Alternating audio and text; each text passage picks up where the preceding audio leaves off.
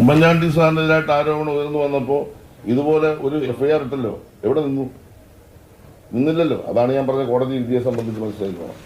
ഉമ്മൻചാണ്ടി സാറിനെതിരെ വന്നപ്പോൾ കമ്മീഷൻ വെച്ചു, commission റിപ്പോർട്ടിന്മേലാണല്ലോ FIR ഇട്ടത്. ആ എഫ്ഐആർ ഇടുന്നതിനകത്താണല്ലോ സുപ്രീം കോടതി നിലപാടുകൾ വ്യക്തമായിക്കൊണ്ട് തള്ളിക്കളഞ്ഞത്. അപ്പോൾ അതുകൊണ്ട് ഏതെങ്കിലും ഒരു കാലയളവിൽ ഏതെങ്കിലും ഒരു പ്രശ്നത്തെ സംബന്ധിച്ച് ഒരു നിലപാടെടുക്കുമ്പോൾ ആ നിലപാട് നിയമപരമായി തന്നെ സൂക്ഷിച്ചെടുക്കണം എന്നുള്ള സ്റ്റാൻഡ് തന്നെയാണ് ഞങ്ങൾക്കുള്ളത്. ആ സ്റ്റാൻഡാണ് ഇപ്പോൾ ഞങ്ങൾ പറഞ്ഞുകൊണ്ടിരിക്കുന്നത്. അഭിപ്രായം പറഞ്ഞത് നിയമപരമായി അല്ലെങ്കിൽ പരാതിയുമായി മുന്നോട്ട് പോകാനുള്ള താല്പര്യം ഇപ്പോഴില്ല എന്നുള്ളതാണ്. ഈ നടി രഞ്ജിത്തിനെതിരെ ആരോപണം ഉന്നയിച്ച ഈ നടി തന്നെ ഇന്നലെ ഒരു ചാനൽ നൽകിയ അഭിമുഖത്തിൽ പറയുന്നത് നിയമപരമായി അല്ലെങ്കിൽ പരാതിയുമായി മുന്നോട്ട് പോകാൻ താല്പര്യമില്ല എന്നുള്ളതാണ്. സഹായം വേണമെന്നും കൂടി അവർ പറഞ്ഞിട്ടുണ്ട്. നമ്മളോട് സംസാരിച്ചപ്പോൾ പറഞ്ഞത് അവർ പരാതി നൽകാൻ തയ്യാറാണ്, ഇവിടെ നിന്നുള്ള സഹായം വേണമെന്നാണ്. അങ്ങനെ ഒരു സഹായം ഒപ്പം നിൽക്കുമെന്നൊരു വാഗ്ദാനം ഉറപ്പ്. അല്ല, അത് ഈ ഒരു കാര്യം മനസ്സിലാക്കിക്കോണം. ഒരാളൊരു ആരോപണം ഉന്നയിച്ചു, അല്ലെങ്കിൽ ഒരു ആക്ഷേപം പറയുന്നു, അതിനകത്ത് വസ്തുത കാണാൻ ഇല്ലായിരിക്കാം.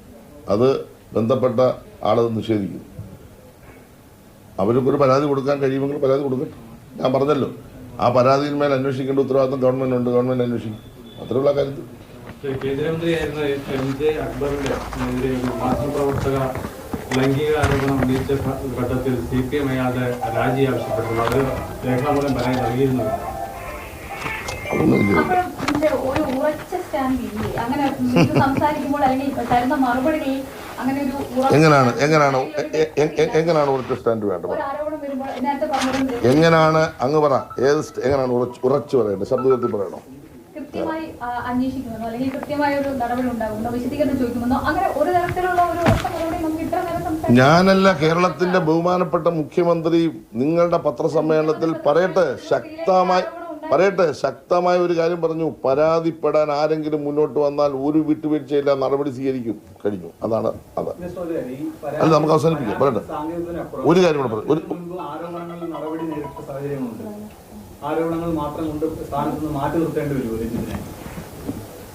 ഞാനേ ഒരു കാര്യം പറയാം. ഈ ഏതാ രഞ്ജിത്തിനെ പറ്റി ഞാനുള്ള കാര്യം വിശദീകരിച്ചു കഴിഞ്ഞു. എപ്പോഴും രഞ്ജിത്തിന്റെ കാര്യം പറഞ്ഞു. വേറെ ഏതെല്ലാം പ്രശ്നങ്ങൾ അല്ല, രഞ്ജിത്തിനെ പറ്റി ഇപ്പോൾ ഒരു ആള് ഒരു മീഡിയ വഴി പറഞ്ഞിട്ടുണ്ട്. പരിശോധിക്കാമെന്ന് പറഞ്ഞല്ലോ. അത് പരിശോധിക്കട്ടെ. പരിശോധിക്കാതെ അങ്ങനെ പറയാൻ പറ്റില്ല.